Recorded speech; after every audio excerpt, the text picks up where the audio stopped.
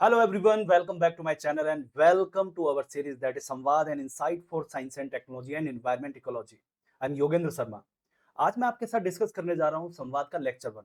Although हम इससे पहले अराउंड 10 to 11 लेक्चर्स को अपलोड कर चुके हैं, लेकिन ये लेक्चर अपलोड नहीं हो पाया था, तो इस लेक्चर को मैं वापस से अपलोड कर रहा हूं.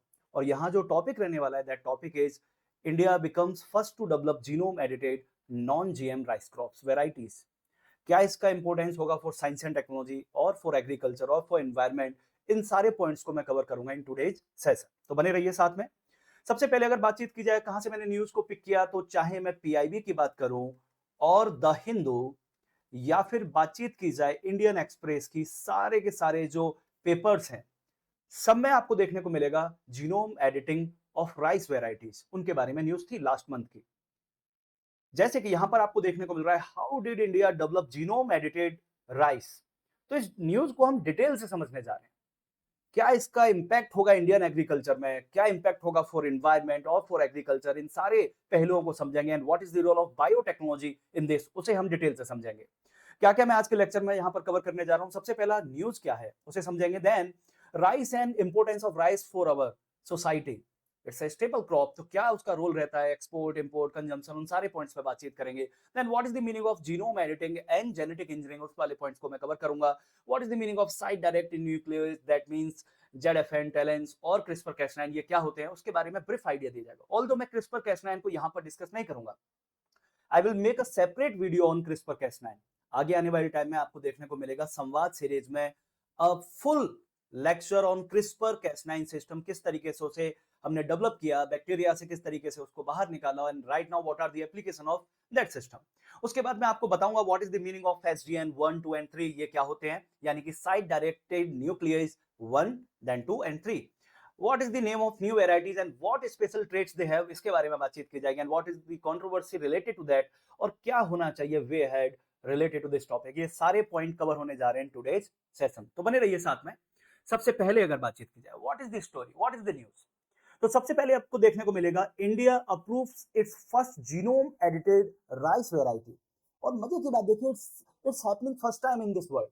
इससे पहले जेनेटिक इंजीनियरिंग की हेल्प से हमें जीएमओ राइस देखने को मिला कई सारी जगहों पर. जैसे कि आप सभी ने गोल्डन राइस के बारे में सुना होगा. गोल्डन राइस, गोल्डन राइस को जनरली क्या बोला जाता है, GM rice, that means genetically modified rice, क्योंकि उसमें किया गया जेनेटिक इंजीनियरिंग. लेकिन यहां पर जो वर्ड है उसे ध्यान से देखिए. Here we are saying genome edited rice, दोनों में फर्क है. हम उसे जेनेटिक इंजीनियरिंग ऑफ राइस नहीं बोल रहे, क्या बोल रहे हैं, जीनोम एडिटेड राइस. तो यह पहली बार हुआ है कि जीनोम एडिटिंग की हेल्प से हमने क्रॉप्स को बेटर किया विदाउट यूजिंग जेनेटिक इंजीनियरिंग और without using the DNA section of other organism और a gene from the other organism. वो हमें नहीं देखने को मिल रहा है यहां पे. तो न्यूज हमारी यही है कि इंडिया ने सबसे पहली बार ग्लोब में, वर्ल्ड में जीनोम एडिटेड राइस की दो वैरायटी को अप्रूव कर दिया है. और इनको डेवलप किया किसने, Indian council of agriculture research की कुछ साइंटिफिक रिसर्च इंस्टीट्यूट्स ने, जिनके नाम है Indian Institute of Rice research, IIRR. मैंने पहला नाम क्या बोला, IIRR, Indian Institute of Rice research, Hyderabad के अंदर है.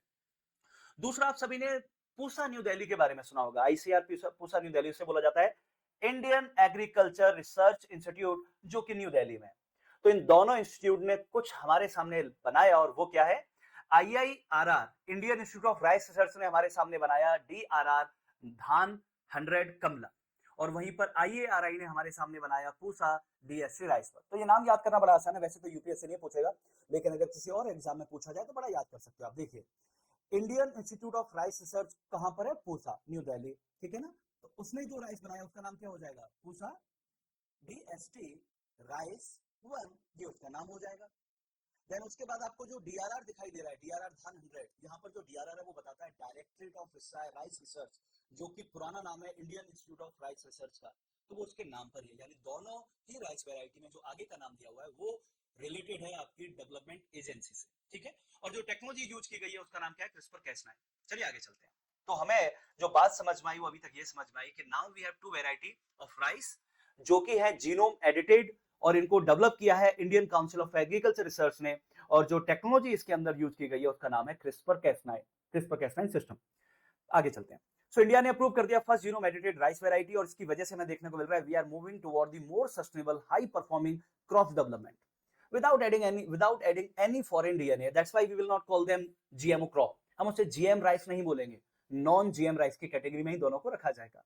अब आगे चलते हैं और समझते हैं कि what is the importance of rice for us, और राइस से रिलेटेड कई सारे फैक्टर्स को समझते हैं। You know that rice is a very water intensive crop, बहुत इसको पानी चाहिए। दैट्स वाई कोस्टल एरियाज में आपको ज्यादा देखने को मिलती है, रिवर के अराउंड जो बेड होता है वहां पर ज्यादा देखने को मिलता है, मानसून में जहां पर हैवी रेनफॉल देखने को मिलता है वहां पर आपको राइस का प्रोडक्शन अच्छा देखने को मिलता है। तो इस क्रॉप की जब हम बात करते हैं तो India is one of the largest producer and consumer in world. अगर देखा जाए तो सबसे पहले है चाइना, देन उसके बाद हमें देखने को मिलता है इंडिया। अगर प्रोडक्शन की बात करें we are at second stop, we are at second spot, और वहीं पर अगर हम कंजम्पशन की बात करें तो उसमें भी हमारा जो स्पॉट है वो भी है क्या, सेकंड। हेविली मॉनसून, क्योंकि पानी बहुत चाहिए, वाटर इंटेंसिव है ना, वाटर चाहिए इसको, that's why we are calling it monsoon dependent. उसके बाद अगला पॉइंट देखा जाए, अगर हम बात करें इंडिया के बारे में, rice is our staple crop. Staple का मतलब मुख्य, हमारी जो सबसे इंपॉर्टेंट जो क्रॉप है डे टू डे लाइफ में ईटिंग के लिए, खाने के लिए, वो है राइस। यानी इस पॉपुलेशन जो इंडिया की इस समय पे अराउंड 140 करोड़ पीपल, इनमें से एक चंक है बहुत बड़ा जो राइस के ऊपर डिपेंडेंट रहता है। अगर इंडिया के मैप को देखा जाए तो आपको क्या देखने को मिलेगा, आपको देखने को मिलेगा जितना भी कोस्टल एरिया है, कोस्टल एरिया यानी सदर्न स्टेट्स के अंदर आपको क्या देखने को मिलेगा, rice is the main stable crop. इसके अलावा सेंट्रल इंडिया, छत्तीसगढ़ और ये वाला रीजन भी राइस के ऊपर डिपेंड करता है। नॉर्थ ईस्ट की अगर बात करें तो अगेन राइस ही आता है। तो वीट का जो डोमिनेंस आपको देखने को मिलता है वो कहां देखने को मिलता है, वीट का डोमिनेंस आपको देखने को मिलता है west and north west India के अंदर। इसके अलावा गैंगेटिक प्लेन की बात की जाए, यूपी, बिहार, वेस्ट बंगाल, या फिर नॉर्थ ईस्ट की बात की जाए और कोस्टल एरियाज की बात की जाए, इन सभी जगह पर आपको राइस कल्टीवेशन और राइस देखने को मिलता है एज ए स्टेपल क्रॉप। इसका मतलब हमें चाहिए राइस का production. But at the same time rice is also suffering from various abiotic and biotic stress. क्या होती है बायोटिक एंड बायोटिक स्ट्रेस? तो देखिए, जब भी हम बात करते हैं ड्रॉट की, सलाइन हो गया सॉइल, वाटर की अवेलेबिलिटी कम हो रही है, क्लाइमेट चेंज होने लग गया, these type of things are known as the abiotic stress. Abiotic का मतलब टेम्परेचर रिलेटेड स्ट्रेस हो गया, moisture related, water related, environment related जो स्ट्रेस होते हैं वो सारे एबायोटिक में आ जाते हैं। लेकिन वहीं पर जब बायोटिक स्ट्रेस की बात होती है, that means we are talking about the fungus, viruses, bacteria, इन सब के बारे में बात हो रही है। सो फंगी कई सारे डिजीजेस को कर सकती हैं, वायरसेस कई सारे डिजीजेस को कर सकते हैं, and at the same time we have bacteria. इन सब की वजह से जो प्रॉब्लम देखने को मिलता है, पेस्ट की वजह से जो प्रॉब्लम देखने को मिलता है, इन सारी प्रॉब्लम्स को बोला जाता है biotic stress. And that's why what we need sustainable and high performing crop. तो इसको समराइज करता हूं मैं क्या कहना चाह रहा हूं, इसे समझिएगा ध्यान से। पॉपुलेशन बहुत है, ठीक है, राइस स्टेपल क्रॉप है, इसका मतलब वी नीड प्रोडक्शन। लेकिन हो क्या रहा है over a period of time, इस डिकेड के अंदर हमें देखने को मिल रहा है क्लाइमेट इंड्यूस्ड स्ट्रेस आ गई, और बहुत सारे पेस्ट, बैक्टीरिया, वायरसेस रिलेटेड भी स्ट्रेस हमें क्रॉप्स में देखने को मिल रही है। एज अ रिजल्ट हमारा जो प्रोडक्शन है वो फॉल हो रहा है। हमारी जो पर यूनिट, अगर मैं यील्ड की बात करूं इंडिया के अगर राइस के मामले में, तो आपको देखने को मिलती है अराउंड 4100 किलोग्राम पर हेक्टेयर, जो कि ग्लोब का जब मैं एवरेज की बात करता हूं that is 4700 kilogram per hectare, बहुत कम है। और वहीं पर ब्राजील, चाइना, इन सब की बात करते हैं तो यहां पर आपको 7000 8000 किलोग्राम पर हेक्टेयर देखने को मिलता है। पॉपुलेशन है, मेन क्रॉप है, यील्ड हो नहीं रही है because of the number of biotic and abiotic factors. इसका मतलब what we need sustainable crop, and at the same time we need high performing crop in the terms of yield and productivity. ये हमें चाहिए, and here biotechnology played a very important role. मैंने क्या बोला, here biotechnology played a very important role. तो देखते हैं biotechnology यहां पर क्या कर सकती है और क्या करने वाली है। तो मैं यहां पर आपको बताने जा रहा हूं एक important part of biology and biotechnology, उसे ध्यान से देखिएगा। सो जब भी हम क्रॉप की बात करेंगे, क्रॉप के अंदर आपको क्या देखने को मिलेगा, किसी भी प्लांट की बात की जाए, they all have what, they are the communication of cells, cell से मिलकर बनते हैं, बिल्कुल ठीक। और जब हम सेल्स को देखते हैं तो सेल के भीतर हमें क्या देखने को मिलता है, डीएनए, ये हमें देखने को मिलता है। डीएनए आपके सामने यहां पर आपको देखने को मिल रहा है। डीएनए को जब भी आप देखोगे तो आपको क्या देखने को मिलेगा, यहां पर जो मैं ड्रॉ कर रहा हूं ये है इसका सिंगल हेलिक्स, और जब ये दूसरा वाला आप देख रहे हैं तो ये हो गया इसका डबल हेलिक्स। तो डीएनए में आपको क्या देखने को मिलता है, double helix structure, double string structure देखने को मिलता है, और बीच में आपको ये ब्रांचेस देखने को मिलती है जो आपस में अटैच हो रखी हैं। तो इसे हम समझते हैं कि क्या है ये, ठीक है। तो डीएनए आपके सामने रहा, डीएनए आपको देखने को मिला डबल स्ट्रैंड और डबल हेलिक्स स्ट्रक्चर, जिसके अंदर आपको मेनली क्या देखने को मिलता है, phosphate group, sugar group, and a pair of nitrogenous base. अभी मैं इनके बारे में बातचीत करूंगा। ये हमें मेनली देखने को मिलते हैं कहां पर, डीएनए के अंदर। अब अगर कुछ ऐसा हो जाए कि इन दिस पर्टिकुलर साइट, इसको मैं साइट क्यों बोल रहा हूं, because I am talking about this particular region of DNA. इस पर्टिकुलर साइट पर चले आते हैं। इस पर्टिकुलर साइट में हमें पता चला कि there are some section of DNA nucleotides. DNA का मान लीजिए यहां पर कोई जीन है, ठीक है ना, यहां पर कोई फंक्शनल पार्ट है डीएनए का, और उस फंक्शनल पार्ट के कुछ न्यूक्लियोटाइड्स हैं, न्यूक्लियोटाइड्स है। These nucleotides are not supporting the plant growth और यील्ड। वो उसको उल्टा हैम्पर कर रहे हैं, उसकी प्रोडक्टिविटी को, उसकी यील्ड को गिरा रहे हैं। अगर मैंने इसे कट कर दिया, मैंने यहां से रिमूव कर दिया इसे, दैट मींस मैंने क्या कर दिया, जीनोम को एडिटिंग कर दी। यही हम करने जा रहे हैं यहां पर। राइस के वो जीन्स जिनकी वजह से rice is giving so much abiotic and biotic stresses को इतना सारा इंपोर्टेंस दे रहा है, यानी राइस चाहे तो उन एबायोटिक और बायोटिक स्ट्रेसेस से फाइट कर सकता है, but because of its genetic structure, because of its DNA, बहुत ज्यादा रेस्पॉन्स कर रहा है। इसको ऐसे समझिए, दो तरीके के लोग आपको देखने को मिले, person A and person B. Summer आया, ठीक है ना, हॉट समर आया। हॉट समर में आपको देखने को लगा पर्सन ए को कोई खास फर्क नहीं पड़ रहा है, but person B is facing so much problem, और उसकी वजह से जो पर्सन बी का जो वर्क एफिशिएंसी है, उसकी जो प्रोडक्टिविटी है डे टू डे की, वो सडनली ड्रॉप हो गई। दोनों इंसान एक जैसी जगह रह रहे हैं, दोनों के सामने जो एबायोटिक फैक्टर्स है यानी एनवायरमेंटल फैक्टर्स है वो एक जैसे हैं, लेकिन दोनों का रेस्पॉन्स अलग है। यहाँ पर बहुत कुछ डिपेंड कर, और लो उनकी फिजिक एक जैसी है, लेकिन इसका मतलब जेनेटिक लेवल पर कुछ ऐसा है जिसकी वजह से दोनों के दोनों ही जो पर्सन है they are responsing differently to the abiotic stress और बायोटिक स्ट्रेस। बायोटिक में आपने देखा होगा, जैसे कोविड के बारे में आपने देखा, कोविड से पर्सन ए को मान लीजिए कुछ नहीं हुआ, वहीं पर पर्सन बी को बहुत प्रॉब्लम खड़ी हो गई। ये सब क्यों हो रहा था? यहां पर हमें बहुत रोल देखने को मिलता है जीन्स का। ऐसा ही हमें राइस क्रॉप में देखने को मिला। There are certain section of DNA, certain genes, जिसके अंदर कुछ न्यूक्लियोटाइड्स की वजह से बहुत ज्यादा स्ट्रेसेस को फेस कर रहे हैं राइस। तो क्यों ना उन्हें रिमूव कर दिया जाए। अगर उसे रिमूव कर दिया जाएगा, that thing will be known as the genome editing. So genome editing का मतलब क्या हुआ? जीनोम एडिटिंग का मतलब ये हुआ कि precise editing of the organism own DNA without necessarily adding the foreign DNA. आपने कोई बाहरी डीएनए नहीं जोड़ा उस क्रॉप में, उस डीएनए के अंदर आपने क्या करा, उसी डीएनए के किसी स्पेसिफिक पार्ट को आपने क्या कर दिया, ऑल्टर कर दिया, एडिट कर दिया। That technology will be known as the genome editing. But वहीं पर if I am going to alter the genome of a particular organism with the DNA section of other organism, that thing will be known as the genetic engineering, और उसे आप GM crop बोलोगे। लेकिन अगर आप ये कर रहे हो तो आप उसे क्या बोलोगे, नॉन जीएम क्रॉप, ठीक है। लेकिन अगर फॉरेन जीन ऐड कर दिया तो वहीं पर वो क्या बन जाएगा, जीएम क्रॉप। चलिए ये बात आपको समझ में आ गई होगी। कैसे किया जाएगा? We have various methods and one of the known method is known as the SDN. SDN का मतलब होता है साइट। साइट मतलब ये, यहां पर प्रॉब्लम थी, यहां पर जो साइट लिखा हुआ है डायरेक्टेड। डायरेक्टेड का मतलब क्या होता है, we have something, we have some guided RNA, because the help, with the help of it we are directing something toward this particular site. इसका मतलब मुझे इस साइट पर पहुंचाना है किसी को with the help of guided RNA. मेरे पास एक गाइडेड आरएनए होगा and with the help of this guided RNA मैं किसी को पहुंचाने जा रहा हूं, कहां पर, साइट पर। किसको? न्यूक्लियस को। न्यूक्लियस। इसका मतलब क्या समझ में आया मुझे? एसडीएन का मतलब क्या होता है, वापस से मैं फुल फॉर्म लिखता हूं एसडीएन की, साइट डायरेक्टेड न्यूक्लियस। मतलब समझे आप?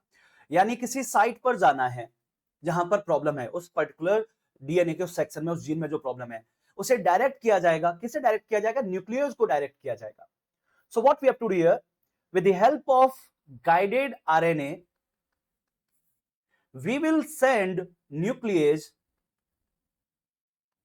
to this particular site, and this terminology is known as the SDN, site directed nuclease. And there are number of nuclease.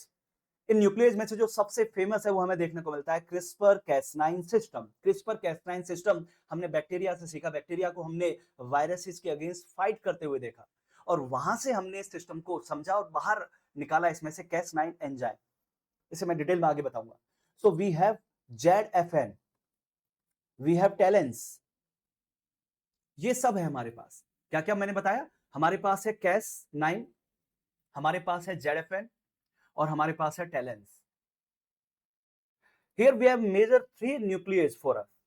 Nucleus का मतलब क्या होता है वो भी समझिए। न्यूक्लियस मींस मॉलिक्यूलर सिजर्स, जो डीएनए को कट कर सकते हैं। मॉलिक्यूलर सिजर्स जो डीएनए को कट कर सकते हैं टू अ पर्टिकुलर साइट। किसी साइट पर अगर कट करते हैं with the help of directed proteins, that means with the help of guided RNA, ये एंजाइम्स जाके किसी भी पर्टिकुलर डीएनए के किसी हिस्से को कट कर देंगे।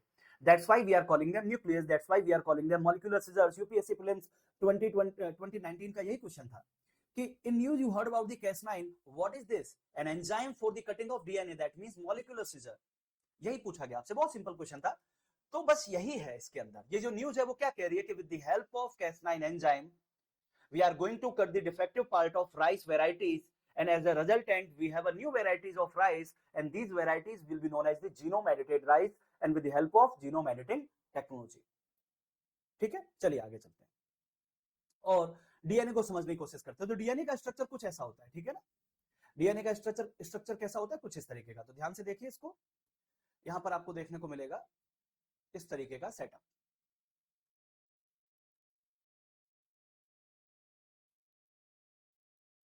अभी मैं समझाता हूं ये क्या है, ध्यान से देखिएगा इसे, ठीक है। सो क्या देखने को मिला है आपको यहां पर? तो दिस पोर्शन जो मैंने अभी ब्लू लाइन के अंदर कवर किया, दिस पोर्शन, यानी इसी पोर्शन को अगर मैं आपको दिखाना चाहूं रेड लाइन से, तो ये वाला पोर्शन जो हो गया this portion, and here we have this portion. These portion are known as the nucleotides। So DNA को क्या बोला जा सकता है? DNA is nothing but the chain of nucleotides, chain of combined nucleotides। यानी एक न्यूक्लियोटाइड ये रहा नंबर 1, एक न्यूक्लियोटाइड ये रहा नंबर 1 और दूसरा ये रहा नंबर 2। ऐसे ये दोनों जुड़े, उसके बाद नंबर 3, नंबर 4, नंबर 5, नंबर 6, इस तरीके से एक चेन बन गई। That chain of nucleotide is known as the DNA. तो जब हम एक न्यूक्लियोटाइड को देखते हैं तो हमें क्या देखने को मिलता है? न्यूक्लियोटाइड है फॉस्फेट ग्रुप, न्यूक्लियोटाइड है sugar group, and we have a base. Base यहां पर क्या होता है? बेस आपको देखने को मिलता है नाइट्रोजनस, नाइट्रोजनस बेस, जिनके नाम होते हैं adenine, guanine, cytosine and thiamine. ये उनके मेजरली नाम देखने को मिलते हैं। Adenine make a bond, hydrogen bond with thiamine, and cytosine make a hydrogen bond with guanine. तो जहां पर जो स्ट्रक्चर आप देख रहे हैं, तो आपको क्या देखने को मिल रहा है? बड़ा सिंपल सा है। So one nitrogenous base is making a bond with another। यहां पर आप नाइट्रोजनस बेस का बॉन्ड्स बनते हुए देख रहे हो, हाइड्रोजन बॉन्ड। और वहीं जब आप ध्यान से देखेंगे what phosphate and sugar are doing, तो ये वाला जो बॉन्ड है इसे बोला जाता है कोवलेंट बॉन्ड। कोवलेंट बॉन्ड ये हमें फॉस्फेट और शुगर के बीच में देखने को मिला। तो यहां पर ये बॉन्ड जो हो गया, this bond is covalent bond. और हमारा जो एसडीएन है वो क्या करने वाला है? जो हमारा एसडीएन है यानी साइट डायरेक्टेड न्यूक्लियर सिस्टम है, यानी हमारा जो Cas9 एंजाइम है, this enzyme is going to cut this. इसे क्या कर देगा? वो कट कर देगा इसको, यानी वो इसे कट करेगा। इसे कट करके क्या कर देगा? वो डीएनए के उस पर्टिकुलर पार्ट को क्या कर देगा? कट कर देगा। ये हम यहां पर करने जा रहे हैं, ठीक है। तो बस इसी के बारे में हम आगे बातचीत करने वाले हैं। तो इसका मतलब मैं आपको क्या बताने जा रहा हूं? एसडीएन टेक्निक को बता रहा हूं, how SDN technique work, site directed nucleus किस तरीके से काम करता है। अभी आपको समझ में आया कि with the help of various enzymes जैसे कि Cas9 एंजाइम, जेडएफएन एंजाइम और टेलेंस, इन एंजाइम की हेल्प से we are going to cut DNA, and that is the site directed nucleus technique. चलिए आगे चलते हैं, आगे समझिए क्या हुआ इसमें। तो हमें करना क्या था? ये है हमारी साइट, इस साइट को हमने कट करना है। किसकी हेल्प से करना है? Cas9 की हेल्प से करना है, जिसको डायरेक्ट कौन करेगा? आपका गाइडेड आरएनए। बिल्कुल ठीक है। चलिए, इसने Cas9 ने अपना काम कर दिया और कट कर दिया। कट करने के बाद आपको देखने को मिलेंगे 2 cases, number 1 case and number 2 case. इन दोनों केसेस को समझिए, what is happening in case 1 and case 2। So जैसे ही Cas9 ने डीएनए को कट किया, then what is going to happen? So यहां आपको देखने को मिलेगा we have two types of thing. One is this, इस मेथड को बोला जाता है SDN1 method, and second is this, इसे बोला जाता है SDN second and SDN third. दोनों को अभी मैं बताने जा रहा हूं क्या है।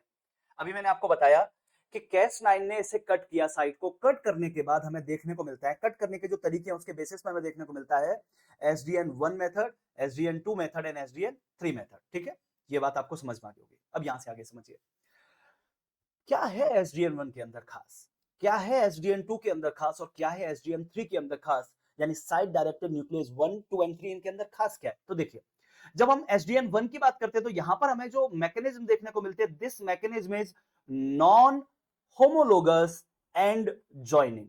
क्या है ये? Once Cas9 cut the DNA at a particular specific site, जैसे ही उसने साइट पर कट किया, उसके बाद cell repair mechanism started to work.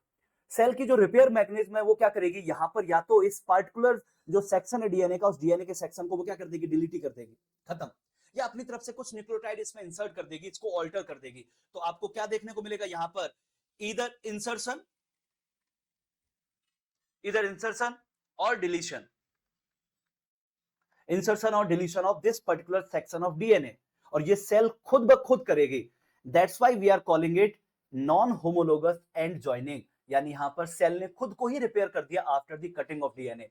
कुछ भी आपने न्यू इंसर्ट नहीं किया। इसका मतलब आपने क्या इसके अंदर कोई फॉरेन जीन को एंटर करा, आंसर इज नो। इसका मतलब ये हो गई नॉन जीएम एडिटिंग। अब आ जाते हैं, बातचीत करते हैं what is SDN2 and SDN3। तो यहां पर ध्यान से देखिए, इन SDN2 and SDN2 and SDN3 हम क्या ऐड कर रहे हैं, रिपेयर टेम्पलेट, यानी हम अपनी तरफ से एक रिपेयर टेम्पलेट, एक परफेक्ट टेम्पलेट यहां पर इंसर्ट करें। इसका मतलब जैसे ही Cas9 ने इस पर्टिकुलर साइट को कट किया, साइट को कट करने के बाद ही हमने क्या करा, सेल के ऊपर नहीं छोड़ा चीजों को कि cell is not going to repair itself, but हमने वहीं पर प्रोवाइड करा दिया exact sequence that we needed for the new varieties, and on the basis of that we will call them SDN2 and SDN3 technique। अब हमें समझना होगा कि कुछ तो फर्क होगा ना भाई, SDN2 और जो SDN3 है, इन दोनों के बीच में कुछ तो फर्क होगा, बिल्कुल है। अगर हमने सेम प्लांट का, उसी प्लांट के जीन को इंसर्ट किया, करेक्ट जीन को इंसर्ट किया, देन तो आप उसको क्या बोलोगे, SDN2। और वहीं पर आपने अगर फॉरेन जीन को इंसर्ट कर दिया, then you will call this SDN3। तो यहां से आपको एक कैच समझ में आया। इसका मतलब क्या हुआ, SDN1 एंड SDN2, क्या समझ में आया आपको, SDN1 एंड SDN2, यहां पर आपको कोई भी फॉरेन जीन नहीं देखने को मिलेगा, they are non GM crop, अगर इन मेथड से बनाए। और वहीं पर SDN3 कर दिया आपने, तो आप उसे क्या बोलोगे, जीएम क्रॉप। इसका मतलब with the help of genome editing you could make non GM crop, और आप बना सकते हो जीएम क्रॉप, वो आपके ऊपर डिपेंड करता है। मेजरली जब आप जीएम क्रॉप बनाते हो तो उसे क्या बोला जाता है, जेनेटिक इंजीनियरिंग। अब मुझे एक बात बताइए, you are doing SDN1, 2 and 3, कहां पर आपको ज्यादा रेगुलेटरी रूल्स को फॉलो करना होगा, नॉन जीएम क्रॉप बनाने जा रहे हो जब, या फिर जीएम क्रॉप बनाने जा रहे हो जब। यहां पर आप समझिए, थोड़ा सा क्या कैच है उसको समझने की कोशिश कीजिएगा। सो बिफोर 2022, चाहे आप SDN1 कर रहे थे, या SDN2 कर रहे थे, या SDN3 कर रहे थे, in all cases you have to follow the similar biosafety provisions।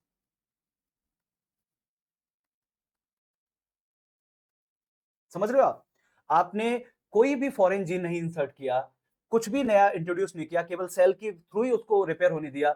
उस केस में भी आपको सेम बायोसेफ्टी प्रोविजंस को फॉलो करना था बिफोर 2022, जो कि SDN3 यानी जीएम क्रॉप बनाने में करना होगा। What will happen because of it, क्या होने लग जाएगा इसकी वजह से, इसकी वजह से जो रिसर्च है वो डिले होना चालू हो जाएगी, रिसर्च डिले होगी, न्यू इनोवेशन नहीं देखने को मिलेंगे, क्योंकि बहुत सारे रूल्स को फॉलो करना है ना, even in case of SDN1। इसका मतलब फिर ये डिसाइड हुआ कि कुछ नया होना चाहिए, और क्या गवर्नमेंट ने डिसाइड किया, so department of biotechnology decided in 2022 and they released the new guidelines for the biosafety provisions of genome editing। और वहां पर उन्होंने बोला कि SDN1 एंड SDN2, इन दोनों केसेस में आपको बायोसेफ्टी रेगुलेटरी हर्डल्स उतने नहीं फॉलो करने जितने SDN3 के केस में करने हैं। यानी you have to follow all the protocols for SDN3, क्योंकि उसमें आप जीएम क्रॉप बनाने जा रहे हो। But in case of SDN1 and SDN2 आप अपना प्रपोजल भेजिए डिपार्टमेंट्स को, एंड उसके बाद बहुत ही मिनिमल आपको बायोसेफ्टी प्रोविजंस को फॉलो करना पड़ेगा। इससे क्या होगा, इससे इनोवेशन फास्ट होने लग जाएगा, इससे डिले जो होता है प्रोसेस में वो कम होने लग जाएगा। ये हुआ 2022 में। और 2023 के अंदर क्या हुआ, ICR ने ministry of environment, forest and climate change से बातचीत करी, और जेनेटिक इंजीनियरिंग अप्रूवल कमेटी से बात करी। आपने सभी ने नाम सुना होगा, GEAC। ये अप्रूव करती है, जब भी आप जीन एडिटिंग करने जा रहे हैं तो ये अप्रूव करती है आपको कि आप कर सकते हैं। उन्होंने अप्रूवल दे दिया for the editing of SDN, for the editing of rice variety with the help of SDN 1 provision and SDN 2 provision. आप देखिए 23 से अभी 25 तक अब आए हैं और विद इन 2 ईयर हमने क्या बना दिया, new rice varieties with the help of genome editing. I hope ये वाली बात आपको समझ में आ गई होगी। ठीक है, अब आगे चलते हैं। अब यहाँ पे देखिए क्या है, यहाँ पे मैं वही सारी बात जो मैंने आपको इतनी सारी बात बताई वो सब हमने समरी में लिखा हुआ है। तो क्या लिखा हुआ है यहाँ पे, rice varieties represent India's major success with the help of CRISPR-Cas9 based genome editing under the new regulatory framework of genome editing। ये किसने रिलीज किया था, डिपार्टमेंट ऑफ बायोटेक्नोलॉजी इन 2022। और इसके बाद से ministry of environment forest and climate change ने क्या किया, उन्होंने जो 1989 के रूल्स हैं जिसकी वजह से जेनेटिक इंजीनियरिंग अप्रेजल कमेटी बनी है, इसके अंदर भी मॉडिफिकेशन करेंगे जिससे कि एसडीएन 1 और SDN2 के केस में आपको बहुत सारे प्रोविजंस को फॉलो नहीं करना पड़े। सेकंड, हमें देखने को मिला कि साइंटिस्ट ने यहाँ पर जो मॉडल्स यूज किए हैं वो SDN1 एंड 2 के हैं और without introducing any foreign DNA. उसके बाद हमें देखने को मिला ऐसा करके आपने क्या बना दिया, जो राइस की वैरायटीज को बनाया वो राइस की वैरायटीज कैसी है, non transgenic non GM crop. ये कुछ पॉइंट्स हैं related to the particular news. I hope मैंने बहुत डिटेल में समझाया, ये वाला पार्ट आपको समझ में आ गया होगा। अब मैं आपको बताने जा रहा हूँ SDN1 एंड 2, ऑलरेडी मैं बता चुका हूँ। ठीक है, SDN1 एंड 2 के अंदर थोड़ा बस एक नई इमेज के साथ इसे हम देख लेते हैं। SDN1 एंड 2 को आपके सामने है राइस, वीट, पल्सेज, इनके अंदर आपको कुछ चेंजेस लाने हैं। आपको पता चला कि ये वाला जो रीजन है यहाँ पर कुछ फॉल्ट है, कुछ डीएनए में प्रॉब्लम है। सो with the help of Cas9 आपने क्या करा, उस पर्टिकुलर पार्ट को क्या कर दिया, कट कर दिया और सेल ने उसे खुद ब खुद रिपेयर कर दिया और जीन को नॉकआउट कर दिया। This method is known as the SDN1। और वहीं पर जब आपने रिपेयर टेम्पलेट को डाल दिया, साथ में एक न्यू टेम्पलेट डाल दिया, फॉरेन का नहीं, खुद ही उसी प्लांट का, और वो आपने इंट्रोड्यूस करवा दिया यहाँ पर, सेल को मौका नहीं दिया इसको खुद ब खुद रिपेयर करने का, आपने अपनी तरफ से डीएनए टेम्पलेट को इंट्रोड्यूस कर दिया। That type of editing is known as the SDN2। इसका मतलब आज हमारे पास चाहे SDN1 और 2 हो, आपको बहुत सारे मैंडेटरी बायोसेफ्टी जो प्रोटोकॉल्स हैं उनको फॉलो नहीं करना है। ठीक है, ये वाली बात आपको समझ में आ गई होगी। चलिए, तो ये हम समझ चुके हैं। और SDN3 आपको पता है यहाँ पर हम जो ऐड कर रहे हैं वो क्या है, फॉरेन जीन है, जो ऑलरेडी मैंने बता दिया, बार बार बताने का कोई मतलब है नहीं। चलिए अब आगे चलते हैं। अब मैं बात करने जा रहा हूं कौन सी वो वैरायटीज हैं, what advantage this variety have over the conventional rice, या उनकी जो पुरानी वाली वैरायटीज है उनके ऊपर इनमें क्या एडवांटेज हमें देखने को मिलते हैं। चलिए, वैरायटी नंबर 1 सबसे पहले हम बातचीत करने जा रहे हैं। Variety number 1, in the name of varieties the Pusa rice DST1। इसका नाम क्या है, the Pusa rice DST1। Pusa कहां से आया, इंडियन एग्रीकल्चर रिसर्च इंस्टीट्यूट, जो कि ICAR की एजेंसी है, कहां पर है, दिल्ली पूसा के अंदर, तो वहां से आया पूसा राइस DST1। ये जो DST1 है ये जीन को रिप्रेजेंट करता है। इस जीन को ही तो हमने क्या करा, with the help of SDN1 technique हमने क्या कर दिया, हमने इसको नॉकआउट कर दिया, हमने इसको बाहर निकाल दिया, इसको मॉडिफाइड कर दिया। ठीक है, तो DST1 के अंदर हमने लगाया SDN1 मेथड को और नॉकआउट कर दिया DST जीन को। What is the meaning of DST gene, DST gene का मतलब होता है drought and salt tolerance gene. It's actually a transcription factor. इसका मतलब इस जीन का इंपैक्ट अदर जीन्स के ऊपर पड़ता है और जिसकी वजह से प्लांट के जो एबायोटिक स्ट्रेस होते हैं, जो वो किस तरीके से बिहेव करेंगे, how this plant is going to behave in high temperature, water stress conditions, किस तरीके से वो काम करेगा, ये डिसाइड करता है आपका DST जीन। इसका मतलब इस जीन की वजह से कुछ प्रॉब्लम हो रही है, that means this gene is behaving like a negative for this particular plant, तो मैं कह सकता हूं it's a negative transcription factor, या एक बार के लिए मैं सिंपली बोल देता हूं नेगेटिव जीन है ये। इसकी वजह से राइस को प्रॉब्लम हो रही है। कौन से राइस को प्रॉब्लम हो रही है, सांबा मैसूरी। सांबा मैसूरी को भी पूसा नहीं बनाया था, ICAR पूसा ने, अच्छी वैरायटी थी राइस की, लेकिन इसमें कुछ प्रॉब्लम्स थी। इसके अंदर वाटर इनटेक बहुत ज्यादा था, बहुत ज्यादा, मतलब ड्रॉट अगर आ गया तो ये राइस ग्रो ही नहीं हो पाता है। इस जो सांबा मैसूरी इसके साथ प्रॉब्लम क्या है, ड्रॉट और साल्ट अगर आ गया, सलाइन हो गई सॉइल, तो ये ग्रो नहीं हो पाएगा। और इसके पीछे सबसे बड़ा रोल किसका हो गया, DST जीन का हो गया। अगर मैं इस DST जीन को सप्रेस कर दूं, नॉकआउट कर दूं, तो यही वैरायटी क्या बन जाएगी आपकी, द पूसा राइस DST1। देखिए इसके अंदर क्या होने वाला है। ठीक है, तो क्या किया इन्होंने, नॉकआउट कर दिया DST जीन को, and that is responsible for the suppression of natural stress resistant. और इसकी वजह से क्या क्या फायदे देखने को मिले, देखिए क्या क्या होता था। DST क्या करता था, DST होने की वजह से क्या होता था, स्टोमेटल डेंसिटी बहुत ज्यादा होती थी। Because of the DST gene stomata plant में ज्यादा बनते थे। And what is the role of stomata, आप सभी ने लीव्स को देखा होगा। लीव्स के अंदर आपको क्या देखने को मिलता है, लीव्स के अंदर टाइनी पोर्स होते हैं। These tiny pores are the stomata, and because of these stomata, during the trans evaporation process, बहुत सारा water evaporate हो जाता है around the plant। यानी प्लांट बहुत सारे वाटर को मूव आउट कर देता है via leaves with the help of stomata openings. इसका मतलब डीएसटी अगर है जीन तो स्टोमाटल डेंसिटी ज्यादा होगी, तो क्यों ना इसे नॉकआउट कर दिया जाए, तो स्टोमाटल डेंसिटी क्या हो जाएगी, कम हो जाएगी। इसका मतलब अब ट्रांसपिरेशन जो प्रोसेस है, यानी ट्रांसपिरेशन जो प्रोसेस है, रेस्पिरेशन के साथ में जो इवेपोरेशन हो रहा है, उस प्रोसेस की वजह से वाटर का लॉस कम हो गया, तो वाटर एफिशिएंट हो गई आपकी क्रॉप। सेकंड, इसका मतलब वाटर यूज एफिशिएंसी जो पहले कम थी अब धीरे धीरे क्या हो गई, बेटर होने लगी because of the fewer stomata. इसका मतलब क्या फायदा आपको देखने को मिलेगा, एक और फायदा, पहले आपको टिलरिंग जो है वो कम देखने को मिलती थी। What is the meaning of tillering, new tillers का बनना, मेन स्टेम में से कितने सारे स्टेम आपने सभी ने, मान लीजिए ये प्लांट है, उसमें से फिर कितना न्यू टिलर्स निकले, उनमें से कितने न्यू टिलर्स निकले जो पहले कम होते थे, लेकिन अभी हमें क्या देखने को मिला, इंक्रीज हो गया। इसका मतलब नए सूट्स बनेंगे, न्यू ग्रेन्स बनेंगे, ज्यादा प्रोडक्टिविटी और यील्ड देखने को मिलेगी, बेटर प्रोडक्टिविटी एंड यील्ड। जैसे आपने डीएसटी को नॉकआउट किया, ग्रेन की यील्ड पहले से बेटर हो गई, पहले से बहुत बेटर हो गई during the normal stress of drought and saline condition, और सॉल्ट टॉलरेंस है वो भी पहले से बेटर होगी। इसका मतलब मैंने क्या बना लिया, मैंने एक इस तरीके की क्रॉप को बना लिया जो अब ड्रॉट कंडीशन को प्लस सॉल्ट अगर थोड़ा ज्यादा है उस कंडीशंस को क्या कर सकती है, हैंडल कर सकती है। So now I am have what, मेरे पास एक ऐसा राइस जो स्ट्रेसेस को बड़े इजीली क्या कर सकता है, हैंडल कर सकता है, और बेटर ग्रोथ ग्रोथ इसकी देखने को मिलेगी, यील्ड बेटर होगी। Now come to the second, second वाले का नाम क्या है, डीआरआर धन, डीआरआर धान 100 कमला के नाम से जाना जाता है, डीआरआर धान 100 कमला। डीआरआर का मतलब मैं बता चुका हूं, डायरेक्टरेट ऑफ राइस रिसर्च, जिसका आज के नाम पर, आज के टाइम पर क्या नाम है, institute of, Indian Institute of Rice Research, जो कि हैदराबाद के अंदर है। इन्होंने क्या किया, साइटोकिनाइन ऑक्सीडेज जीन है एक, किस वैरायटी में, वैरायटी का नाम है माराटेरू MTU 1010, ये वैरायटी इन्होंने बनाई थी, किन्होंने, Indian Institute of Rice Research जो है उन्होंने ही इस वैरायटी को बनाया था। इस वैरायटी के अंदर एक जीन है, इस जीन की वजह से कुछ प्रॉब्लम आती है, क्या प्रॉब्लम आती है, दिस साइटोकिनाइन ऑक्सीडेज जीन के का मेन काम क्या होता है, डिग्रेड साइटोकिनाइन। बड़ी प्रॉब्लम होगी, cytokinin is hormone and this hormone is needed for the growth of plant. इसका मतलब प्लांट की जितनी ग्रोथ हो सकती है उतनी हो नहीं पा रही because of this particular faulty gene, and that is the cytokinin oxidase gene.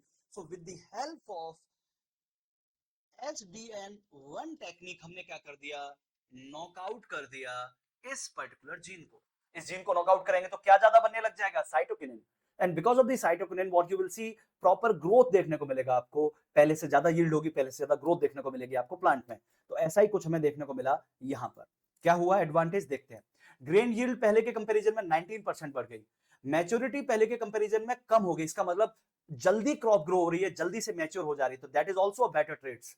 Nitrogen पहले से बेटर एफिशिएंटली यूटिलाइज हो रही है, क्योंकि अब प्लांट की रूट्स और सूट्स और लीव्स सभी प्रॉपर ग्रो हो रही हैं, पहले ऐसा नहीं हो रहा था, रूट्स ज्यादा थी और लीव्स वगैरह कम थी, अब नाइट्रोजन की यूज एफिशिएंसी बेटर हो गई, इससे बहुत अच्छा फायदा हमें देखने को मिलेगा। ड्रॉट रेजिलियंस, क्योंकि अब देखिए जब मैच्योर ही जल्दी हो जाएगा प्लांट तो ज्यादा वाटर भी नहीं चाहिए उसे कंपैरेटिवली, इसका मतलब वो पहले से ज्यादा वाटर स्कार्स कंडीशन में ग्रो हो सकता है।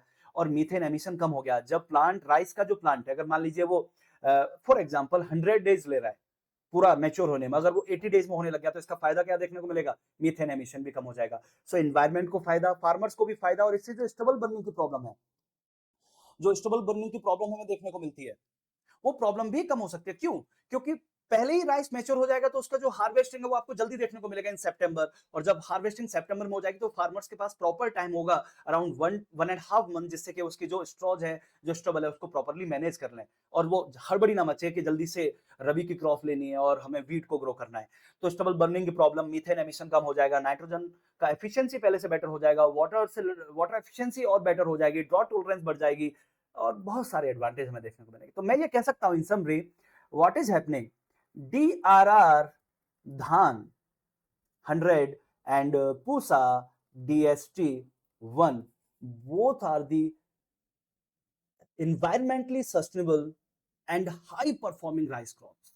environmentally sustainable and the high performing crops, इसका मतलब डिफिकल्ट सिचुएशन में भी बेटर परफॉर्म करेंगे, यील्ड ज्यादा होगा, और एनवायरमेंट को हार्म कम करेंगे in terms of water intake, in terms of methane emission, और in terms of nitrogen absorption efficiency, इन सारी जगह पर हमें फायदा देखने को मिलेगा। ठीक है, तो इसके साथ ही हमारा जो एक्चुअल कॉन्सेप्ट है, एक्चुअल जो टॉपिक है, वो यहाँ पर खत्म हो जाता है। अब आगे चलते हैं, एक्चुअल कंट्रोवर्सी कहां से आती है, कंट्रोवर्सी आती है जो ICAR के अंदर फार्मर्स हैं, फार्मर्स ने बोला बहुत जल्दबाजी की है, बहुत जल्दबाजी में बहुत सारे ट्रायल्स नहीं हुए। उन्होंने बोला व्हाट वी नीड, हमें चाहिए मोर फील्ड ट्रायल्स, हमें चाहिए ग्रेटर ट्रांसपेरेंसी। क्या कहीं इसमें फॉरेन जीन तो नहीं है, हमसे छुपाया जा रहा हो? तो उन्होंने बोला we need proper transparency, we need more field trial and we need clarity on the intellectual property rights. कहीं ऐसा ना हो जाए टर्मिनेटेड सीट मिल जाए, कहीं ऐसा ना हो जाए कि हर बार सीट परचेज करने के लिए हमें बहुत सारा पैसा देना पड़े, कहीं ऐसा ना हो जाए किसी प्राइवेट कंपनी का इन्वॉल्वमेंट अगर इसमें है तो उसकी वजह से सीट की कॉस्ट कहीं फार्मर के ऊपर ना आ जाए। तो because of these things farmers are protesting.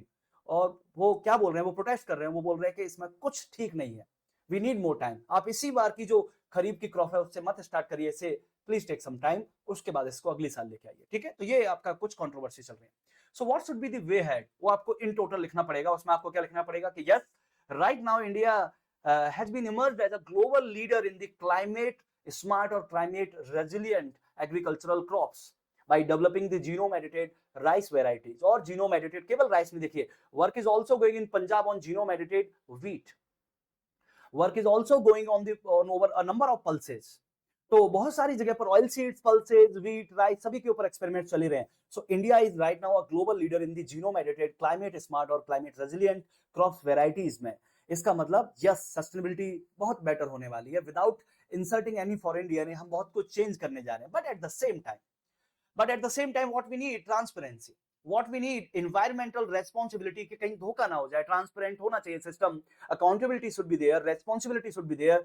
और एनवायरमेंट सस्टेनेबिलिटी हमेशा माइंड में रहनी है, एनवायरमेंटल एथिक्स जो है, एनवायरमेंटल हार्मनी जो है, उनको साथ में लेके चलना है। And all stakeholders should be on the same page.